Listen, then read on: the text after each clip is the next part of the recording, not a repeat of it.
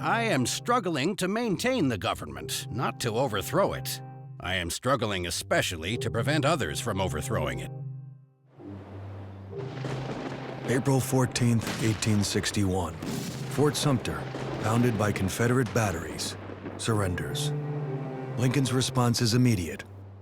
The next day, he called for 75,000 volunteers for military service. A newfound unity of purpose swept across the North. Recruitment stations were flooded with men eager to put down the rebellion. But things were different in the border states. The governors of Kentucky and Missouri refused to contribute troops. And as more states sided with the South, Lincoln's problems only increased.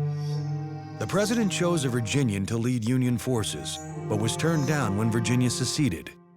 In time, the man would become the South's most famous general, Robert E. Lee. With Virginia in rebel hands, the Confederacy was now at Lincoln's doorstep. Lincoln waited anxiously for the arrival of additional troops from the North. Why don't they come? But getting to Washington meant crossing Baltimore, a Maryland city rife with secessionists. On April 19th, a Baltimore mob attacked a Massachusetts regiment, killing 4 soldiers. Baltimore city fathers implored Lincoln to avoid further bloodshed by finding an alternate route. But the president was unbending. Tell your people that if they will not attack us, we will not attack them. But if they do attack us, we will return it, and severely. In an effort to safeguard troops along the route, Lincoln suspended in Maryland the constitutional protection of habeas corpus, which guarantees every defendant the right to a speedy trial by his peers. A few weeks later, a Maryland man accused of blowing up bridges carrying Union forces was arrested by the military. Supreme Court Chief Justice Roger Taney, himself a Marylander, ordered the man brought before a civilian court, or else released. Taney was furious.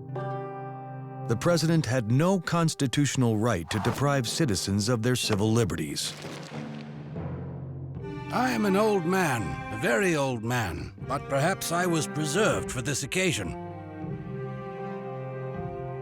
But Lincoln chose to temporarily suspend this one liberty to save the Union.